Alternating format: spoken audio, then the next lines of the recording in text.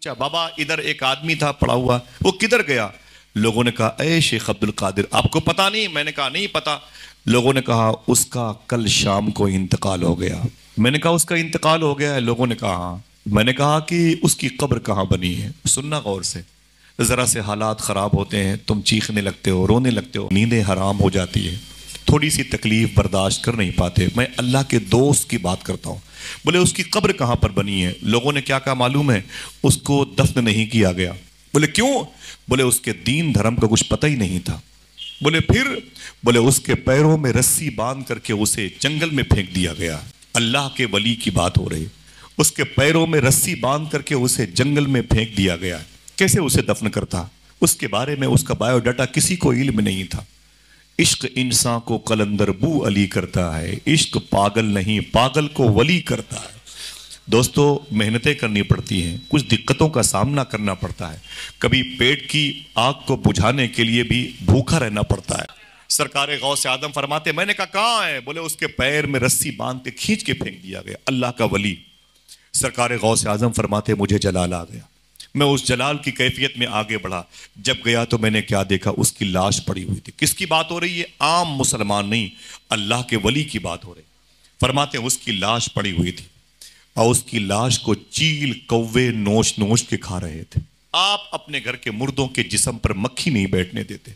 वो वली किस आजमाइश से गुजर रहा है कि उसकी लाश को चील कौवे नोच के खा रहे थे।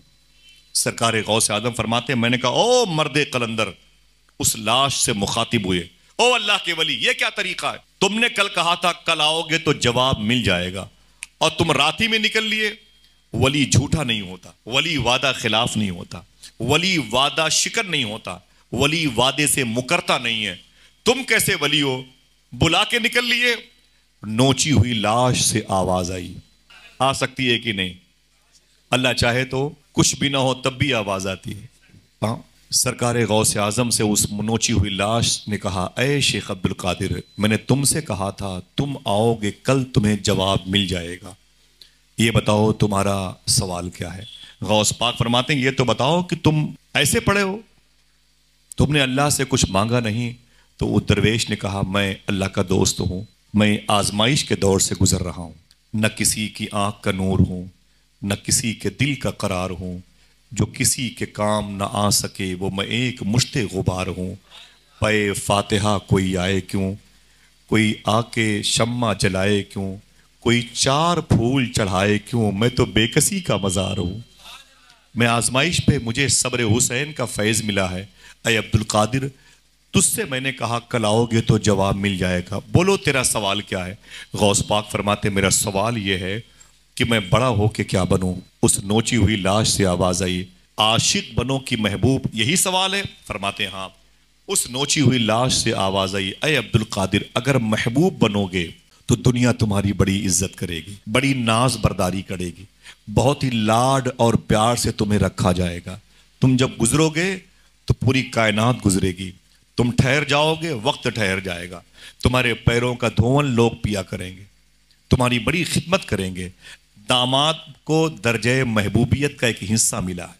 जब घर पे आता है तो पूरे घर के लोग खुश हो जाते हैं, नाराज हो गया तो पूरा गांव मनाने के लिए जाता है। ये दर्जे महबूबियत का एक हिस्सा है। सैयदना शेख से उस वली ने कहा, ऐ शेख अब्दुल कादिर, अगर महबूब बनोगे तो बड़ी आओ भगत होगी, बड़ी इज्जतें होगी, बड़ी तुम्हारी तकरीम बजा लाई जाएगी। लेकिन ऐ अब्दुल कादिर, अगर आशिक बनोगे, ये मुश्किल रास्ता है। अगर आशिक बनोगे तो देख लो तुम्हारे सामने आशिक की लाश पड़ी है, खाल खिंचती है, कटती है गर्दन। इश्क करना तमाशा नहीं, इश्क करना तमाशा नहीं है, इसके लिए मेहनतें करनी पड़ती। देख अब्दुल कादिर, मुझे कफन तक नसीब ना हुआ, मुझे किसी ने गुस्ल तक न दिया, किसी ने मुझे नहलाया तक नहीं, मेरे लिए नमाज जनाजा में दुआ तक न की गई, मुझे 3x6 का प्लाट तक न मिला, मेरे पैरों में रस्सियां बांध के फेंक दिया गया, चील कव्वे मेरी लाश को नोच नोच के खा रहे हैं।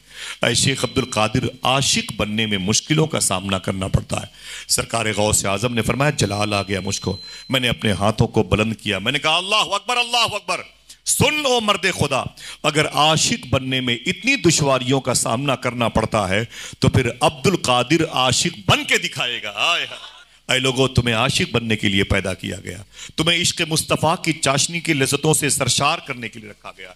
अपने आप को संभालो, हर वक्त आराम, हर वक्त इस्तायुश परस्ती, हर वक्त सुकून और इत्मीनान, हर वक्त आप दुनियावी लज़्ज़तों से अपने आप को मुत्तसिल करने की ज़हनियत की कोख से बाहर निकलें।